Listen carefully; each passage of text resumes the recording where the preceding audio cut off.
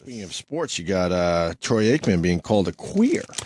This is being called a queer. This is great audio, by the way. I listened to this yesterday. It's not even so much now. Who called him a queer? Dexter Manley. Dexter Manley was on a radio show and calls him a queer, and it's not even that. That isn't even the highlight. The highlight is the utter and complete fucking panic that sinks into the rest of the show. Right. The people that are What show was this on? Just some like AM, I think, talk show in DC. Yeah. They fucking go into defensive apology, groveling, trying to separate themselves mode instantly. Is Dexter Manley part of this radio show? No. Who gives a fuck? He was a frequent guest. Do you know, I listened to it, and I listened to their groveling, and I got annoyed. But then I was like, you know what?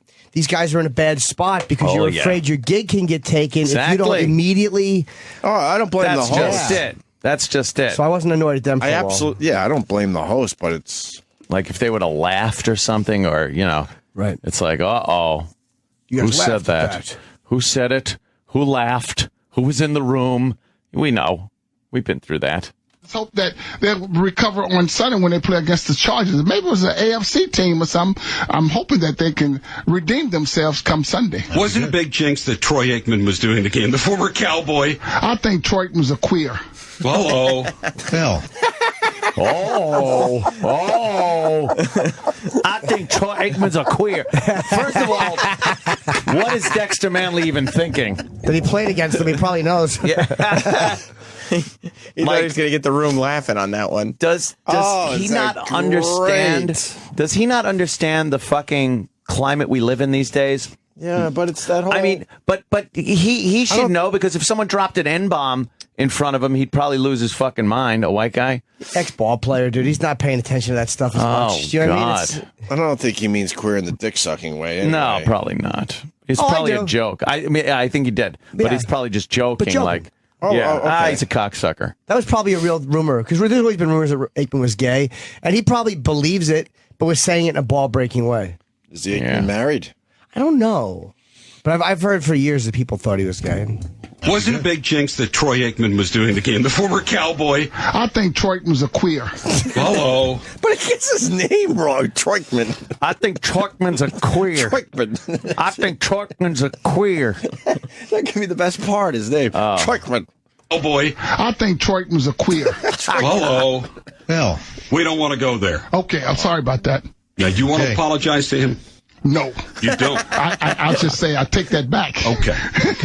Says he's a Cowboy fan. Right. Well, we don't want certainly anyone to think that anybody endorses anything like that, Dexter, because that is, really not an area that we want to go in. Okay, I apologize. Dexter, always good to see you. Good, thank you. Get him right the fuck out. That's it. Dexter, good to see you. Get the fuck out. Don't ever come back. Yeah, I mean, they have to do that as hosts. Yeah, they do. And then they got to cover their asses, because your bosses do not protect you anymore. No. They just let you to fucking... Yeah. As a matter of fact, the station put out a statement saying that he will never be on the show again. It's amazing, like, God. what fucking cunts. Like, the guy said queers joking. He said he was sorry. Like, he's just a football player joking around. Like, yeah. We can't differentiate between that and a guy truly being hateful? No. God, what a dumb country. Not anymore. It's done. We would have Dexter Manley on in a second. I would love to have Dexter Manley on. He sounds hilarious with that. Troikman. But by the way, that's, to me, do you see how that was handled? Yeah. And then you look at the way they handle the Redskins with the fucking name. Oh, we ain't changing it. He says queer. Gone. Gone. Supposedly, the Redskins are meeting with the NFL. They're going to change it without a doubt. They're going to fucking fold. Yeah, The Bravehearts. Ugh. That is just fucking disappointing. What's another choice they had? I said the Washington Colin. I want to spit on him for thinking of this. He's been tweeting the Washington R words as the Redskins. The R words. Oh, it's enraging. Shit. Oh, we got something on Dexter Manley now. Let's say hi to Tommy. Tommy. Oh. Hey, what's going on, Tommy boys? Salami. Hey, no salami here. Just was hanging between my legs. Ooh, delicious. I was going to say on the Manley, wasn't he the illiterate player that couldn't even read, but he's calling someone a queer? It sounded like Dexter Manley was queer when he said it. Whoa. But you know what? Easy. If he said that, if he is illiterate, then maybe he's just not reading the paper and paying attention to the climate. Someone like Dexter Manley doesn't need to read. Yeah. Oh, yeah. He's a standout in his sport. He has so much money, he could have someone just fucking read for him. Did he play for a college? Redskins. Oh, yeah. Did he play for a college? Oh, and he wow. can't fucking read it, right? That's why he could play and make the money, but he lost it all. We all know what goes on with the student athletes, though. Yeah. War is bad. It makes me sad. That's not right. War is bad. It makes me sad. Fucking millions of dollars. Carmelo Anthony. Yeah. Let's say hi to Chris in New York. Chris. Hey, Chris. Hey, good morning, boys. Hey. Yell. Boys, check it out. Listen, you got it wrong on the World Series. It's the best of three right now. They still have 3 games to play, and it's anybody's game at this point. God forbid these big ugly animals win this game, the series. The fuck are you talking about? I know what you're saying. It's kind of a cliche. World Series. Yeah. The World Series. They just played 4 games. They're even. No. What? Red Sox need one game out. Red Sox need 1 win. What the fuck is wrong with you? The Red Sox are up 3-2. Yeah, we all know 3-2. that. You said 3-1. But it is 3-2. 3-2 is different. But it is not 2-2. Did I say 3-1? Yeah, that's a big difference. They won 3-1 last night. I'm sorry. Oh, okay, 3-2 is okay, but the Red Sox still need 1 game. Yes. Oh, I was in a coma. I missed the whole goddamn game. But anyway, fuck that big monkey, David Ortiz. Goodbye. All right, bye. I said that. I apologize. Jesus. Yeah. No, I know. I mean, caller still I know made it's no 3-2. sense. Let's say hi to Mike in Jersey. Mikey. Hello there, guys. Welcome, Mike. How are you? I'm good. Anthony, you got to keep up the good fight, buddy. All right. What's that mean? You hate the colored. Mike hates the colored. No. Just hate Obama. The liar? The liar in the White House? What do you got, Mike? Crooked, corrupt liar. Dexter Manley signed his NFL contract with an X. Did he? Yeah. Look, he didn't sound like a genius. He thought he was going to say Troy Aikman is a queer, and the room was going to erupt with laughter. Yeah. Troikman's a queer. But there's no difference in our country between telling a joke that doesn't work and true hate speech. That's how fucking stupid we are as a country. Same category as somebody that would prowl the streets at night looking for a gay couple and punching them about the head, neck, and chest. Right. We should be able to... know the difference. Yeah. Even though he apologized right after, and it was like, because that's how ball players, and he released an apology after Detroit. And I'm sure, if Troy Aikman, if you asked him, he'd go, all right, fuck it. He said he was sorry, let it go. Whatever. But he signed his contract with an X. That's great. The apology is repulsive. He played for 11 years. After failing a 4th drug test, he was permanently banned from the NFL. And then revealed he was a functional illiterate despite having studied at Oklahoma State for 4 years. Oh, boy. That doesn't bode well. And now he's going on the radio and calling people queers. Queer. And everybody's upset. And he's laughing after he's queer. Yeah, he loved it. The ho, hey. Watch out. And they go, do you want to apologize? And there's a pause, so he thinks about it, and he goes, No. I'll take it. You know what? We got to hear it again. Fuck it. It's too good. Let's hope that they'll recover on Sunday when they play against the Chargers. Maybe it was an AFC team or something. I'm hoping that they can redeem themselves come Sunday. Wasn't a big jinx that Troy Aikman was doing the game, the former Cowboy? I think Troy Aikman's a queer. Hello. Hell. We don't want to go there. Okay, I'm sorry about that. Now, do you want to apologize to him? No. You don't? I'll just say I take that back. Okay. Says he's a Cowboy fan. Right. Well, we don't want certainly anyone to think that anybody endorses anything like that, Dexter, because that is, really not an area that we want to go in. Okay, I apologize. Dexter, always good to see you. Good, thank you. Thanks for coming in. Get out. It's so cartoonish that it should be okay. He's probably like the show's Bobo. Like it's a sports show, so they have to have a football player on, but he's also an idiot. He's just an idiot. All right, let's Troikman. Let's say hi to John. John, Hi, John. what do you got, buddy? Well, this whole Washington Redskins changing their name deal. Yep. I believe that Daniel Snyder is such a piece of shit that he doesn't give a shit if it's Washington turd holders or whatever. But he's got to put up this big. Well, no, it probably won't be.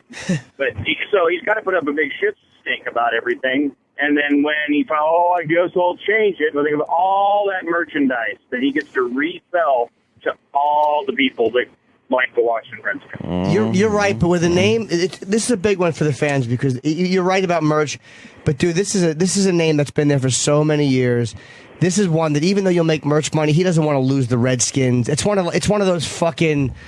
You know, it's just one of those ingrained football names like the Cowboys, the Giants. Like he doesn't want to lose that name. It's sad that it's going to happen. I get it. Yep. All right, John. Thank you. Thank you, buddy. But you know, the satisfying part for me to see it change is simply because this is the climate that people have allowed to take place. Yeah. Like what happens is this is a big noticeable one. But all these years, when guys were getting in trouble and guys were getting scolded, no one stood up. Like nobody out there. People would be like, and then slowly they fucking creeped up on you, and they creeped up on you, and you can't say this, and you can't say that, and you can't say this. And now that it's one of your teams, all of a sudden people are like, whoa, what the fuck? Where the fuck were you 5 years ago with your outrage and your letters? Where was that? Yeah. You brought this on yourself. You asked for it by saying nothing. Yeah. I just don't. Yeah. I don't feel like when they came up with the Redskins that they were trying to get away with some kind of slur. You're right. No. They weren't. I think from the beginning, they really thought that the name Redskins was a very positive thing, especially for their football team. Yeah, you're right. I never felt like they were, oh, look what we got past everybody. Yeah. It's annoying.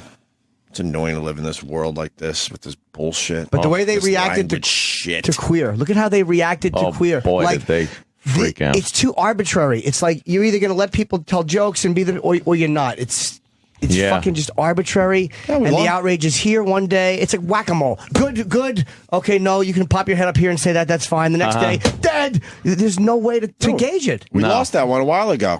It's the same fucking thing. You might as well take a brick and go find, you got to be careful. Someone on the street, because it's the same thing that will happen to you. You'll get crucified for either, saying the word in joke form or actually doing something to somebody that might be that. There's no context anymore. No, of course not. It's just whatever it is. It's like everything you say is written down on a transcript with no sarcasm or humor to it or anything. They just take it literally and verbatim and hang you with it. No difference between gay bashing and hate speech and just telling a little joke on the air and then go, oh, sorry. No little joke, humor. Let's go to Sean in Texas. We got more on Dexter Manley. Sean.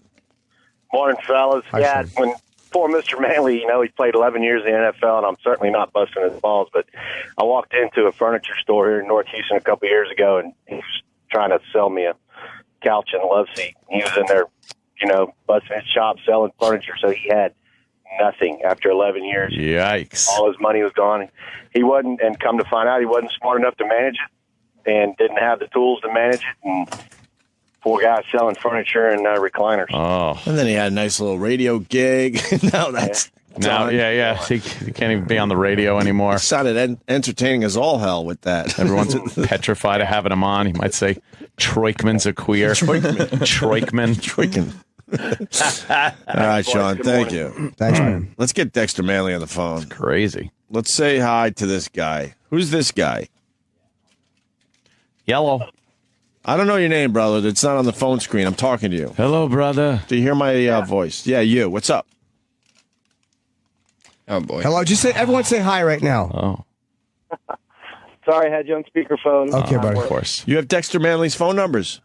Yeah, he did a benefit for Mr. Kite for my football team, and I got his number on my phone. All right, hold on the line.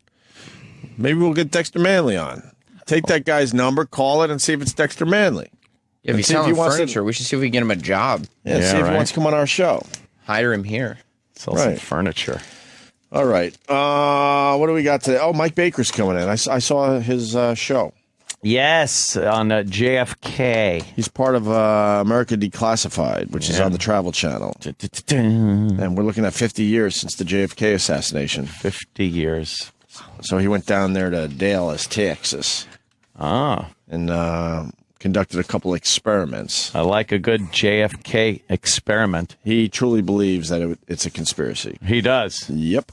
And Mike's a smart, analytical guy. I'd be very interested to hear what he says, because he may have a good way of looking at it. He's not a dumb guy at all. He's a very bright guy. And he could probably kill somebody with like one finger. No, I don't think so. I think Mike's no. He's too nice a guy. Yeah, probably shoot you. I bet he's got. Yeah, like those are the guys you got to worry about. Maybe some covert shit where he's just snapping necks. Are you saying I just know happy fucking Fox News Mike, and I don't know the real Mike? Yes, exactly. One twist that just comes up behind someone and just does that thing where you put your hand on the back of their head and their forehead, and you go, and just snap their neck.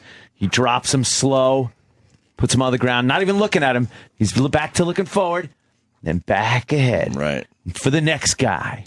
That's Mike. He got access to the railroad watchtower down there. Oh, and I don't think anyone has ever had access to that, as far as like people in the media and off stuff. Limits. Because one of the witnesses swore they saw smoke from the grassy knoll, as in someone firing, and then you get the smoke. So he did that experiment, and he was able to go to the watchtower to see if the guy could have possibly seen the smoke from the grassy knoll. So he believes conspiracy, and I know Jim Norton, from our many conversations about this, the Kennedy assassination, has come back around. Who? Bugliosi? That was the big part of it. The Bugliosi book? There was other things I read online which helped. And a lot of the photographic, like little weird things, the conspiracy theorists have, like, hey, is that a figure inside the grassy knoll, black dog man? Yeah, all these weird little names, and the conspiracy theorists know who I mean. Or the umbrella man, and all these things that did have explanations.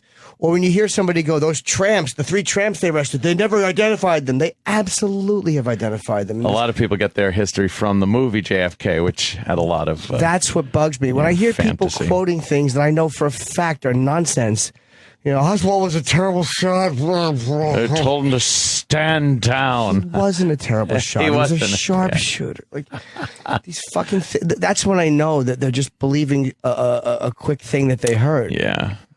But hey, look, I'll be interested to hear. I'm not married to the idea that it was just Oswald. I don't give a fuck.